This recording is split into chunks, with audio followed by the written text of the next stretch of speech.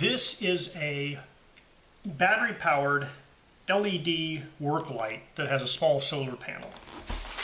I was sent it to review for free. If you wanted to purchase it, it would cost you $36.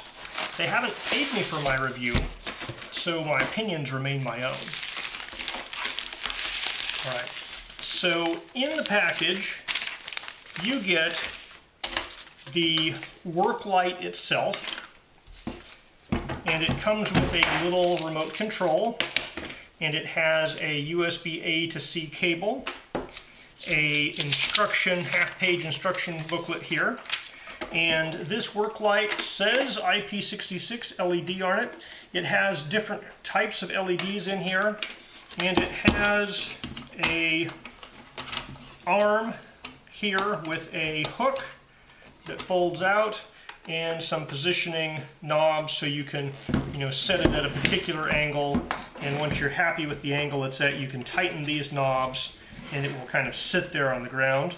It also has what looks like some magnets up here for potentially attaching it to something metal, and it has here a little push button that turns it on and cycles through some different colors and flashing things and so forth, and it has a battery display gauge here which has currently from the factory 4 green dots.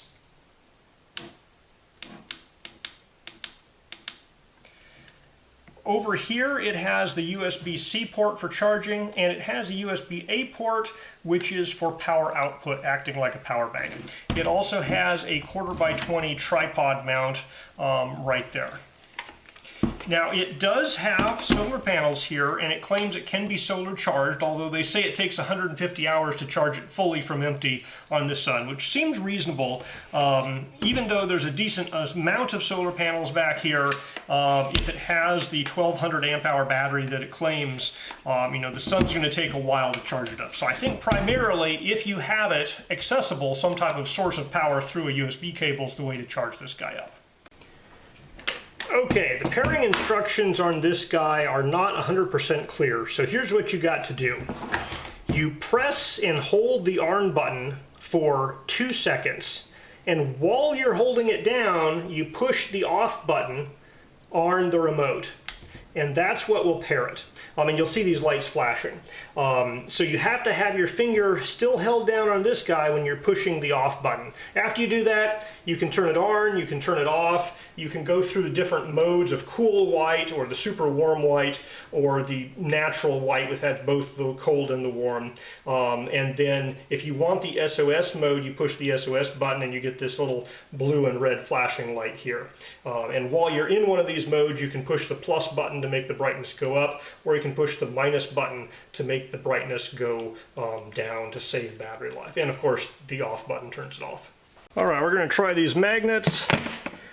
Yeah, that's holding against my fridge really well. Well, actually, no, I take it back. It's sliding just slightly. So my fridge has a pretty thin piece of metal.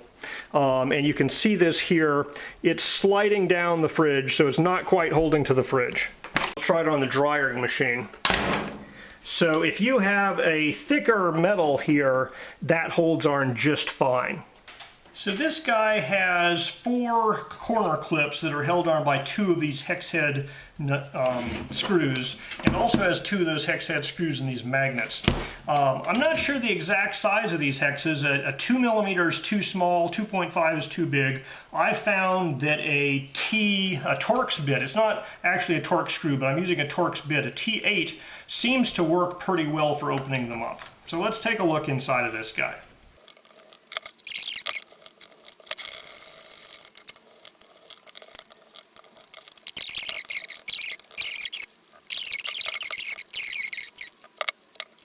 Alright, with all those exposed screws, I was hoping I could take this apart and maybe find a user replaceable battery inside, but it does not appear to be a user replaceable battery. I could probably pry this plastic away from this front cover, but there's probably either clips or glue in there, and I don't want to break it right away. So I'm going to put it back together. We will non-destructively test it. I used a piece of steel to pull this magnet out, or I attached the magnet to the steel and pulled it out. And yeah, so the screws in these magnets are simply to hold the magnet's arm to the back of the case. And there's no, through hole there or anything behind it to release this. So it looks like the case itself is closed either by adhesive or clips into the back of this guy. Now these little hand knobs that hook on these handles, it's basically just a hex screw stuck into here. It's a hex screw stuck into this guy here, and then they have a hexagonal piece of plastic that fits over this guy, and it's not like glued in or anything, it's just a hex piece of plastic that sits in there. And then they have a sticker on top that kind of holds it down and says looser and tightener, which direction to go. But it's not holding it in there, super strong. So in any case, it's, it's basically just a handle on a standard machine screw here for holding that guy in. So I turned this light on for just a little while, and I've gone down to 2 out of the 4 dots, and it's kind of stuck there. So it looks like from the factory it's probably arriving about half charged. If I go through the different modes, when I turn it on initially, it has 4 dots, but then it seems to go down to 2 dots pretty quickly after. Well, now we've dropped down to a single dot. So I'm going to charge this guy up, and we'll take a look at the charging current. Alright, so I have this guy plugged into a charger, and it's charging at 5 volts and 1.65 amps. So you can expect to need about 7 watts for charging this guy. So that's 5 volts at 1.6 some amps. Alright, so plugging this in with the USB-C power delivery cable, it does not do power delivery negotiation. So you cannot charge it with a power delivery charger with a USB-C input. You have to use the USB-A input to a USB-C output cable. Alright, this guy is drawing 0 amps. It's fully charged. We're going to turn it on high, run it until it turns off, and see what its runtime is. Alright, we started this guy at 7:33 p.m. and the time-lapse camera will hopefully capture the time when the light goes out.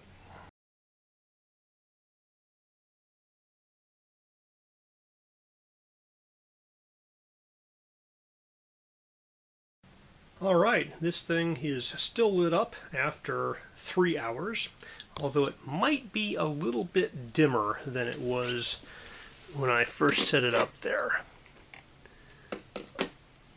We'll let it run overnight, check the time-lapse camera to see how long it can go until it turns off.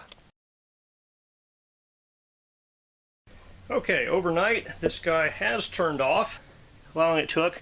We're down to 1 single flashing dot here when I turned it back on, so we're going to say that this guy has been depleted. I'm going to let this thing stay on until it turns off again for the second time, just to make sure the battery is pretty much as low as we can get it, and then I will charge it back up. We'll record how much power it takes to charge it back up, and that'll tell us an approximation of the battery capacity inside.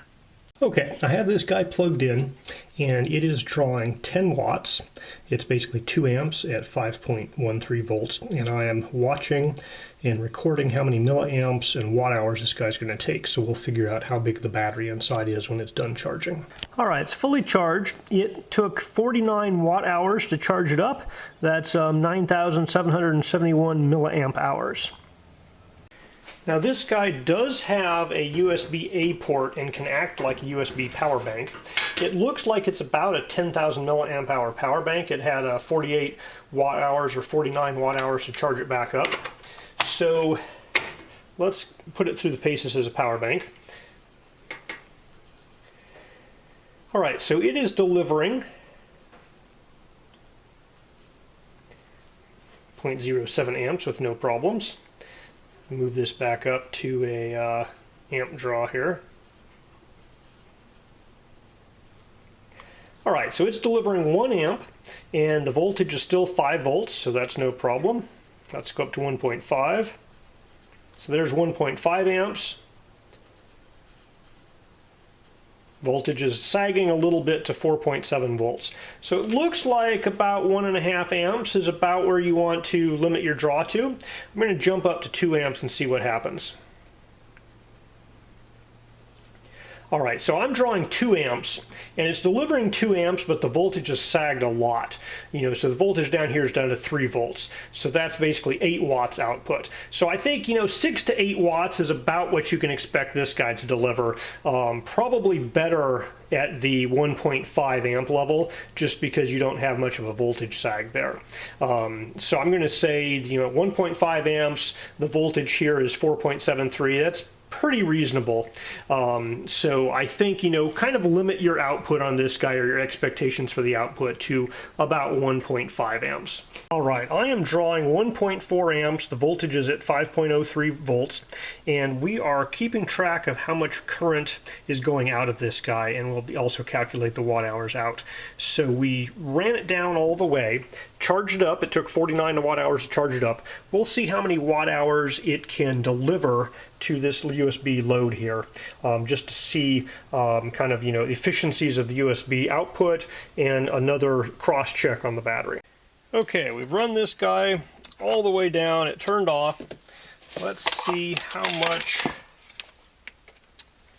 power was able to go out of it. Alright, so it delivered 26 watt hours out that USB port. So it delivered just a little over half of what it charged in, and it's basically 5,000 milliamp hours or 26 watt hours. So it's relatively inefficient as a USB power bank, so I don't really recommend its use as a USB power bank. So we're down to 1 flashing dot here. It did turn orange still, so there's a little bit of reserve power. I am going to put this out in the sun and charge it up via sunlight. Now the listing says it will take 150 hours for this guy to charge up in the sun, and that seems kind of like a pretty realistic estimate of, for this size solar panel to charge up 48 watt hours, because I think that's probably maybe a watt solar panel, but probably less than a watt solar panel there. So I'm going to put it out in the sun for a day, 5-6 hours of sunlight. We'll kind of see, does it go up at least to 1 more dot or not? And then if it doesn't, we'll put it out for another day and see how it does. I don't really recommend charging this via the sun. If you have a USB plug available, just plug it into USB. But I'm going to just see, make sure it does do some charging, even if it's slow on the solar panel. Alright, so while testing the solar charging, I'm also testing the IP66 rating, as it's out here in the rain. One thing I've noticed first when charging this guy is they have this little adjustable foot that let you position the light while you are using it as a light, but it doesn't go around to the front, so there's no way to prop this up at an angle that's appropriate for the sun. So you're going to have to use something else to prop it up, kind of to angle it towards the sun. So I'm leaving this guy out here. We'll see how charged it gets by the end of 1 day. Alright, it's been out in the sun for 1 day. The first dot is solid, and the second dot is flashing right now, so I do believe it has charged a little bit in the first day of solar charging. Alright, today started out rainy and it stayed pretty dreary the whole time. So we are 1 green light and 1 flashing green light still right now. I didn't really expect this to get a lot of charging in today, but 2 days and it hasn't hit that 50% solid mark yet. Kind of a cloudy, overcast day, but we have had some progress made. I'm not sure if you can see here. Yeah, you can see that. We have 2 lights that are solid, and the 75% light is now blinking. So it appears to be starting to charge up. Now, I've had this happen before, and when I turn on the light, and then I go and turn it off again, just for a brief second, at one point I had this thing flip down and not retain those 2 lights there. But now it does appear to be retaining those 2 lights, and this guy's flashing here. So I'm hopeful in 2, 3, 4 more cloudy days it'll be fully charged. Alright, this guy's getting rained on daily. I'm definitely testing the IP66 rating. Right now it is 2 solid lights and blinking on the 75%er. Now, in here, there is a little bit of buildup, and that buildup is moisture on the inside of this plastic area. So there's definitely, I'm not sure if it's water getting in or existing water that has condensed on it. It's not super cold outside here, so I think water has gotten inside and is condensing on the inside there. So I think there might be a little bit of water leakage there, but the lights are still flashing, so I'm going to leave it out another day. We're going to see if we can get this thing fully charged up. Okay, it's January 16th. I've forgotten if this is day 4 or 5 or 6 of charging this guy on the solar. It's mostly cloudy, a little bit of rain today. We have 3 lit up dots, and it's working on charging the last 100% dot here. So if I turn the light on, there's a little bit of condensation inside there. I'll turn the light off again. And now it's kind of reset and then dropped down to flashing on the 50% line. So I think that kind of resets some circuitry inside. Alright, it is the morning of January 18th. The 17th was pretty sunny. We have 3 solid dots and 1 flashing dot here. It's pretty early in the morning still though. So I'm going to turn the light on, then turn it off immediately. And we have retained 3 solid dots. So that's a good sign. It hasn't jumped down like I've seen it do before. Alright, it's the morning of January 19th, and it's almost going to be a sunny day today. We are still flashing that 100% light. So 25, 50, and 75 are solid. The 100% light is still flashing.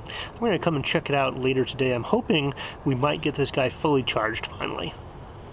Alright, it is January 20th, and I believe it's been 9 days since I left this guy out in the sun. Now, admittedly, 6 or 7 of those 9 days have been terribly rainy and overcast and cloudy. We've had a couple of sunny days, though, and so right now we have 3 solid lights on the 20, 50, and 75%, and the 100% light is flashing. And so I'm hoping that at the end of the day today, we'll have this guy fully charged. It's been 10 days since I ran this guy all the way down and set it outside in the sun to charge using the solar panel. There is a little bit of condensation built up here. We've had several rainy, cloudy days. I don't know if this is condensation built up because it is kind of colder now than it was when I first got the unit, or if it's because rain has gotten inside and that's where the water came from. It claims to be IP66 rated. There is condensation showing up on the inside there. Not actual liquid water running around or anything, but there is some condensation that popped up inside there. Now, I believe it's fully charged because these lights, which had been flashing, and it slowly went from 1 flashing light to a solid light and a flashing light, and then we had 3 solid lights and a flashing light, they've turned off. And so I believe it's fully charged. What I'm going to do to test that is I'm going to plug it in with this guy here, and we are going to see how much power it accepts. And if it doesn't accept too much power, we'll just say it's fully charged. Now, I'm also going to push this button, and when you push the button, they're all solid there. It also turned the light on when you push the button. But, you know, so, well, now it's dropped down to 50% pretty quickly there. You can see, well, maybe you can't see, the condensation there is a little more apparent with backlighting on it. So I'd say 3 of these 4 have definite condensation spots there, there, and there. Let me turn the light back off again. Alright, so I turned the light off, and now we're to 3 solid and a flashing. Let's plug it in, we'll see how much power it accepts. I noticed this guy popped out when I pulled on it. I believe I'll be able to push that back in. It seems like it has this little thing here. Just as long as I push that hole and snap it in, it'll go back in. So it's charging 4.95 volts. It's currently at half an amp. But I've seen that number go down. So it used to be like 0.63 and it's already down to 0.57. Now it's 0.56. So I believe it's kind of ramping down that charging curve. I'll come back out and check it when it hits 0. Alright, it's drawing 0 amps, and it only took 172 milliamp hours to get there. So basically this guy was fully charged by the sun. I realized I never did a nighttime shoot with this light, and the reason for that is that it is plenty bright.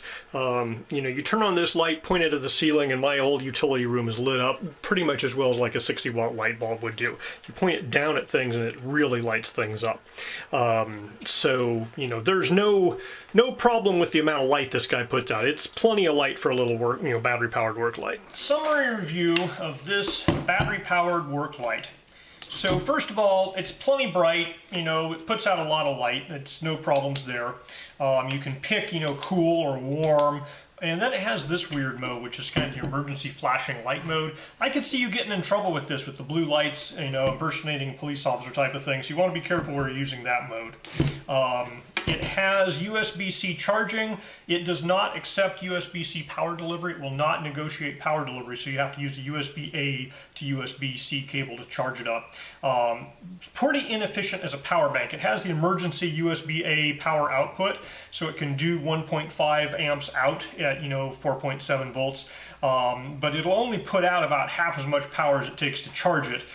So the power circuitry here is not super efficient, so it's really better to just be used as a work light. It has magnets here. It'll hold up to a piece of metal. Has the nice positional thing here, so you can prop it up, or you can hang it from a cable with this little fold-out hook. All of the plastic elements, well, if I can get the fold-out hook down, there we go. So all of the plastic elements, they're not like super strong, fiber reinforced nylon or anything.